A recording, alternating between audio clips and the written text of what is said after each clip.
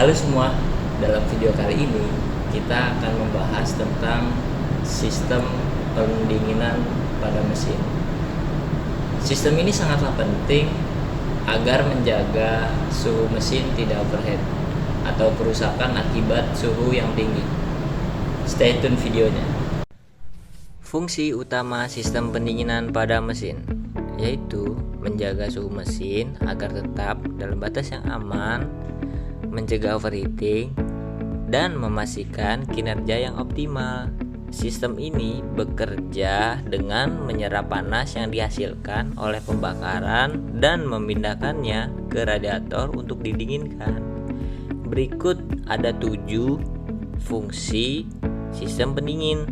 1. Menyerap panas mesin.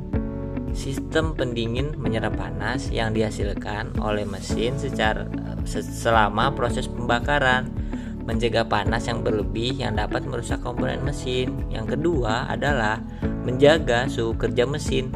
Sistem pendingin memastikan suhu mesin tetap berada rentang yang ideal untuk kinerja optimal dan mencegah kerusakan akibat suhu yang terlalu tinggi atau terlalu rendah. Yang ketiga adalah mencegah overheating.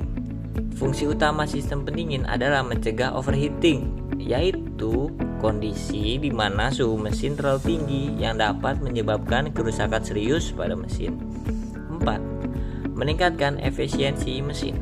Dengan menjaga suhu mesin pada kondisi yang tepat, sistem pendingin membantu mesin beroperasi lebih efisien yang menghasilkan tenaga yang optimal. 5. Memperpanjang usia mesin. Dengan mencegah overheating dan menjaga suhu kerja mesin yang ideal, sistem pendingin dapat membantu memperpanjang umur mesin. 6. Mengurangi emisi gas buang.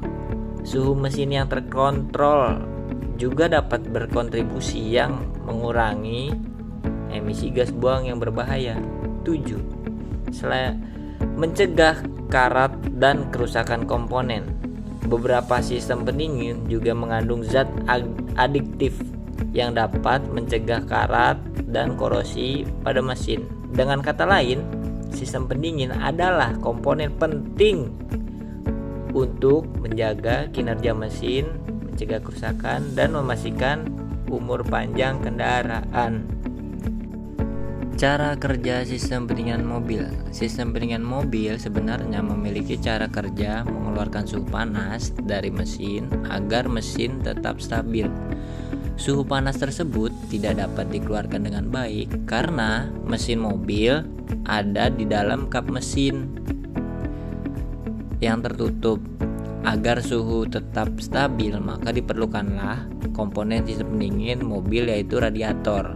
Jika diulas secara mendalam, cara kerja dari sistem pendingin mobil ternyata terbagi menjadi 3 tahap. Yaitu tahap pertama, saat kondisi suhu mesin dalam keadaan dingin.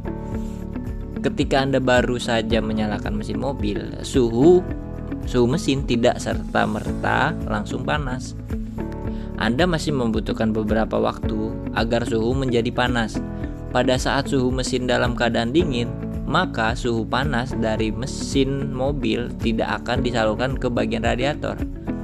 Hal tersebut terjadi karena kondisi termostat masih dalam keadaan tertutup. Seperti Anda ketahui, termostat hanya akan terbuka apabila suhu mesin sudah mencapai 80 derajat Celcius. Yang kedua adalah suhu mesin mencapai 80 derajat. Ketika suhu mesin mencapai 80 derajat atau lebih, maka secara otomatis termostat akan terbuka. Kondisi tersebut menyebabkan air pendingin mengalir hingga ke bagian radiator. Pada kondisi ini, kipas pendingin tidak akan aktif karena suhu mesin masih terbilang kurang panas. Saat suhu mesin di atas 90 derajat Celcius, ketika suhu mesin di dalam mesin sudah di atas 90 derajat Celcius, secara otomatis kipas pendingin akan bekerja secepat putaran kipas yang pendingin tergantung kepada RPM atau rotasi per menit. Apabila laju RPM dalam kondisi tinggi, maka perputaran kipas pendingin akan semakin cepat. Pada kondisi inilah sistem pendingin mobil bekerja secara maksimal. Apabila kondisi mesin kembali kepada suhu 90 atau 80 derajat Celcius, maka kipas pendingin akan berhenti berputar secara otomatis. Jenis sistem pendinginan pada mesin. 1.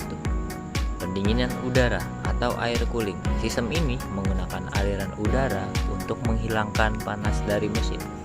Udara dialirkan melalui sirip-sirip pendingin atau menggunakan kipas untuk mendinginkan permukaan mesin yang panas.